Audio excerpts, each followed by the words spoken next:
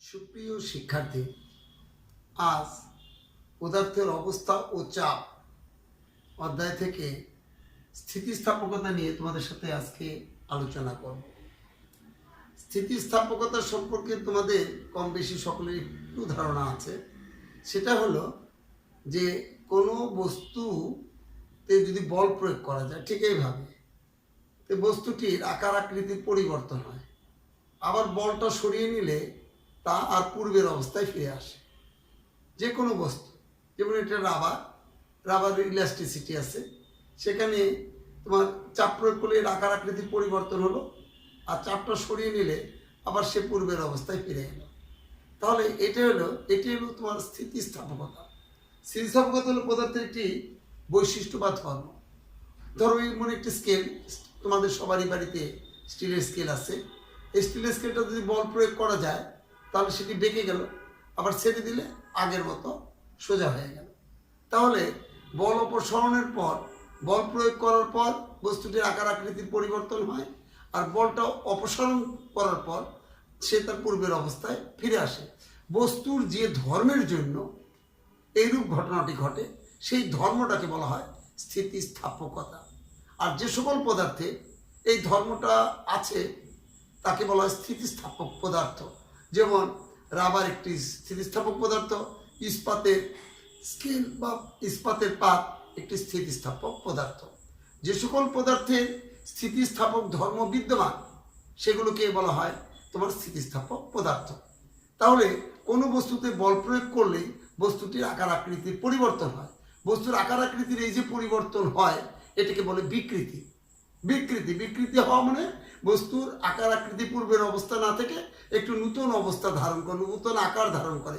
দৈর্ঘ্য বরাবর বল প্রয়োগ করলে দৈর্ঘ্য বেড়ে যায়, হ্যাঁ, প্রস্থ বরাবর বল প্রয়োগ করলে প্রস্থ বেড়ে যায়, ক্ষেত্রফল বরাবর বল প্রয়োগ করলে ক্ষেত্রফল, আকার আকৃতি যদি চারিদিকে বল প্রয়োগ করা হয় তাহলে আকার আকৃতি, ক্ষেত্রফল এবং আয়তনেরও পরিবর্তন ঘটতে পারে। বস্তুর এই যে ধর্মের জন্য সে তার বল প্রয়োগ করার পরে তার পরিবর্তন ঘটে এবং বল অপসারণ করার পরে তার পূর্বের অবস্থায় ফিরে আয়, সেই ধর্মটাকে বলা হয় আমাদের স্থিতিস্থাপকতা। নিশ্চয়ই তোমরা স্থিতিস্থাপকতা বিষয়টা বুঝতে পেরেছো। এবার আসো, চলো আমরা দেখি স্থিতিস্থাপক সীমা। এই যে এই স্কেলটিকে তুমি খেয়াল করো, স্কেলটি সোজা আছে, এবার স্কেলটিতে যদি বল প্রয়োগ করলাম সে তার পূর্বের অবস্থায় ফিরে গেল। কিন্তু আমরা যদি খুব বেশি বল প্রয়োগ করি তাহলে সে কি আর পূর্বের অবস্থায় ফিরে আসতে পারছে না, বেঁকে গেছে। তাহলে মানে সর্বোচ্চ যে পরিমাণ বল প্রয়োগ করলে বস্তুটি আর পূর্বের অবস্থায় ফিরে আসতে পারে না, সেই বলের পরিমাণটাকে বলা হয় স্থিতিস্থাপক সীমা। স্থিতিস্থাপক সীমা কি? কোনো বস্তুতে, কোনো স্থিতিস্থাপক পদার্থের উপর বা স্থিতিস্থাপক বস্তুর উপর এমন পরিমাণ বল প্রয়োগ করা হলো, সর্বোচ্চ যে বল প্রয়োগ করলে যে বস্তুটি আর পূর্বের অবস্থায় ফিরে আসতে পারবে না। এই বলের যে সর্বশেষ যে সীমাটা, যার চেয়ে নিচে করলে কি হয়, যে পূর্বের অবস্থায় ফিরে আসে, তার চেয়ে বেশি করলে আর পূর্বের অবস্থায় ফিরে আসতে পারে না। এই যে সর্বশেষ যে লিমিট, এই সীমা, এটাকে বলে স্থিতিস্থাপক সীমা। তাহলে স্থিতিস্থাপক সীমার এককটা কি? স্থিতিস্থাপক সীমার একক হলো বলের একক, তার মানে নিউটন। তাহলে বুঝতে পারছো আমরা কি জানলাম? আমরা জানলাম স্থিতিস্থাপক কি, স্থিতিস্থাপকতা কি। স্থিতিস্থাপকতা হলো যে বস্তুর যে ধর্মের জন্য সেখানে বল প্রয়োগ করে বস্তুটি বিকৃতি ঘটানো হলে, বস্তুটি আবার বল অপসারণ করলে যদি বস্তুটি তার পূর্বের অবস্থায় ফিরে আসতে পারে, তাহলে বস্তুর যে ধর্মের জন্য সে তার পূর্বের অবস্থায় ফিরে আসতে পারে সেই ধর্মটাকে বলা হয় ওই বস্তুর স্থিতিস্থাপকতা। আর যে সকল পদার্থের এই স্থিতিস্থাপকতা আছে তাকে বলে স্থিতিস্থাপক বস্তু। নিশ্চয়ই তোমরা ক্লিয়ার হয়েছে এই বিষয়ে। সুপ্রিয় শিক্ষার্থী, এবার তোমাদের সাথে আমরা বিকৃতি নিয়ে কথা বলবো। বিকৃতি হলো যে কোনো বস্তুর আকার আকৃতি যে পরিবর্তন হলো, সেই পরিবর্তন এবং তার আদি আকার আকৃতির যে অনুপাত, সেটা হলো বিকৃতি।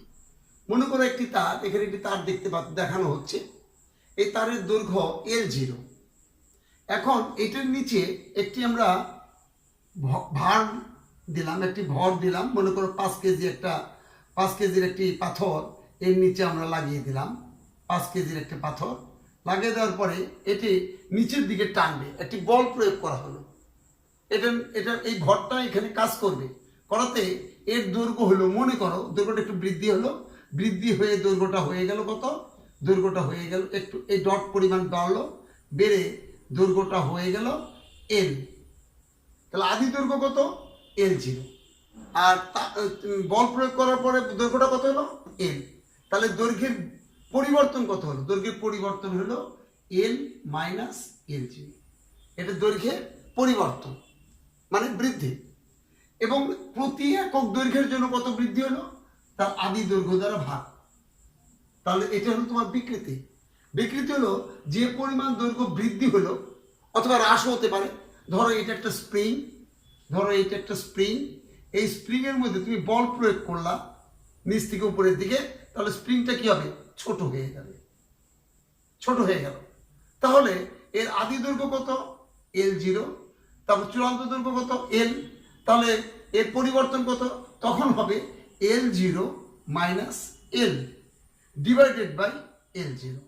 তাহলে দৈর্ঘ্যের যে পরিবর্তন, আদি দৈর্ঘ্য এবং যে দৈর্ঘ্যটা হলো সে তাদের যে বিয়োগফল, সেই বিয়োগফলকে আদি দৈর্ঘ্য দ্বারা যদি ভাগ করি, যে ভাগফলটা পাওয়া যাবে সেটা হলো বিকৃতি।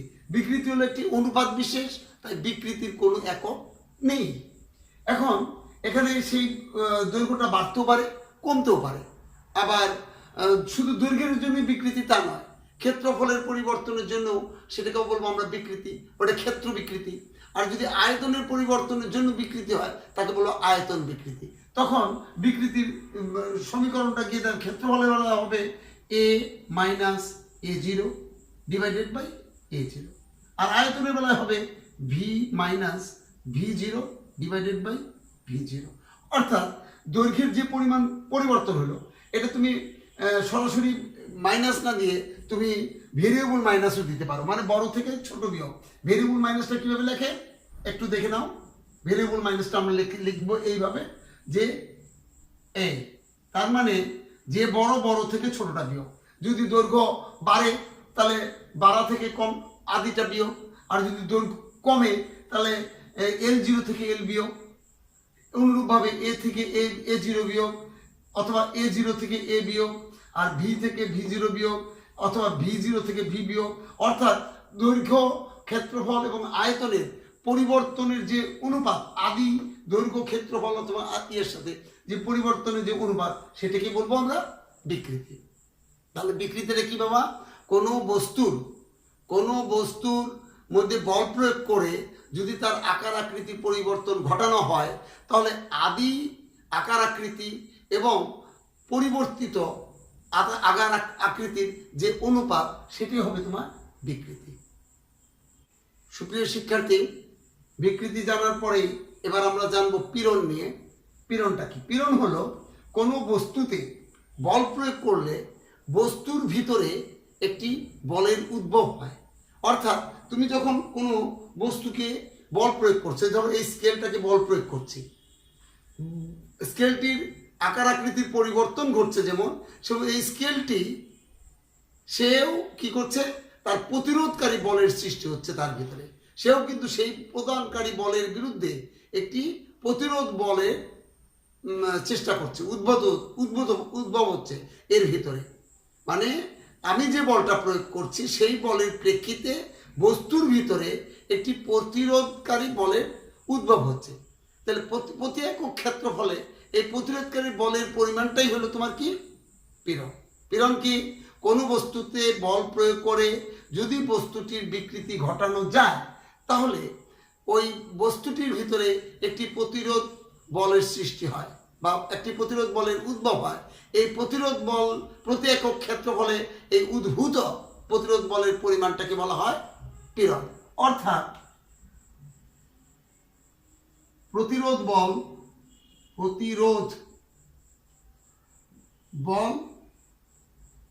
বাই ক্ষেত্রফল, প্রতি একক ক্ষেত্রফল। অর্থাৎ প্রতিরোধ বলকে যদি তুমি এর দ্বারা প্রকাশ করো এবং ক্ষেত্রফলকে এ দ্বারা প্রকাশ করো, তাহলে পীড়ন ইকুয়াল টু F/A। এটা আমার পীড়ন ইকুয়াল টু F/A। এই পীড়ন আর বিকৃতির মধ্যে একটি সম্পর্ক প্রতিষ্ঠা করেছেন সায়েন্টিস্ট হুক। তাই হুকের সূত্র অনুসারে পীড়ন বিকৃতির উপর নির্ভরশীল। বিকৃতি যত বেশি হবে পীড়ন তত বেশি হবে, কিন্তু সেটা অবশ্যই স্থিতিস্থাপক সীমার মধ্যে। সায়েন্টিস্ট হুক কি বলেছেন? উনি বলেছেন যে স্থিতিস্থাপক সীমার মধ্যে, মানে বস্তুর যেন বিকৃতি ঘটার পরে তার যেন সে পূর্বের অবস্থায় ফিরে আসতে পারে, ওটাকে বলে স্থিতিস্থাপক সীমা। এই স্থিতিস্থাপক সীমার মধ্যে বস্তুর পীড়ন বিকৃতির সমানুপাতে। অর্থাৎ হুকের সূত্রটা হলো, হুকের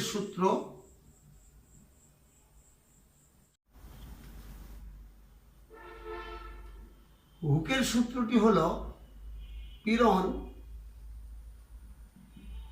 ইজ প্রপোর্শনাল টু বিকৃতি। অর্থাৎ পীড়ন বিকৃতির সমানুপাতিক। অর্থাৎ বিকৃতি যদি বেশি হয় তাহলে পীড়ন বেশি হবে, বিকৃতি যদি কম হয় তাহলে পীড়ন কম হবে। তাহলে এই সমানুপাতিক চিহ্ন যদি উঠে যায় তাহলে আমরা লিখতে পারি পীড়ন ইকুয়াল টু একটি সমানুপাতিক ধ্রুবক, ধরো y, গুণন বিকৃতি। তাহলে y ইকুয়াল টু আমরা কি লিখতে পারি? y ইকুয়াল টু লিখতে পারি পীড়ন বাই বিকৃতি।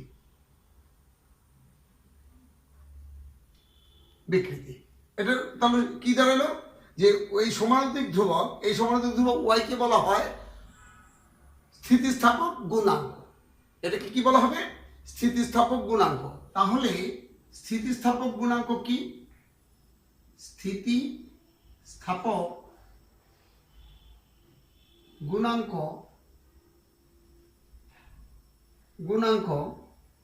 ইকুয়াল টু পীড়ন বাই বিকৃতি।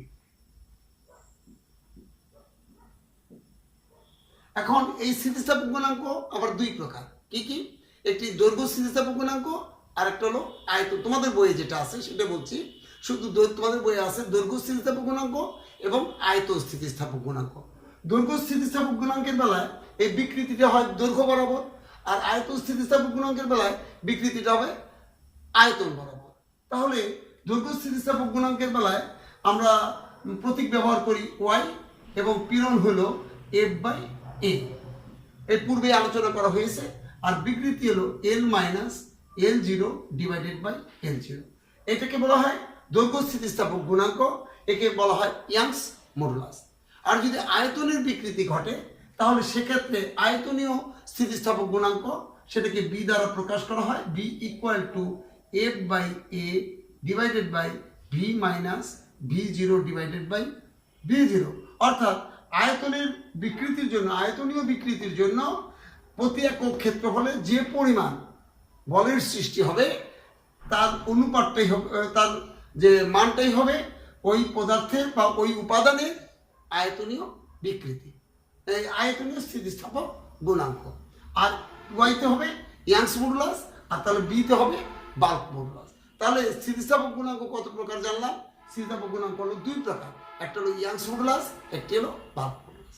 সুপ্রিয় শিক্ষার্থী, আজকে আমরা স্থিতিস্থাপকতা নিয়ে কিছুটা আলোচনা করার চেষ্টা করেছি। তোমরা বাড়িতে বইটা ভালো করে পড়বে এবং আপনাদের ক্লাসটা বারবার অনুধাবন করবে, দেখবে, তাহলে তোমার বিষয়বস্তু তোমার কাছে ক্লিয়ার হয়ে যাবে।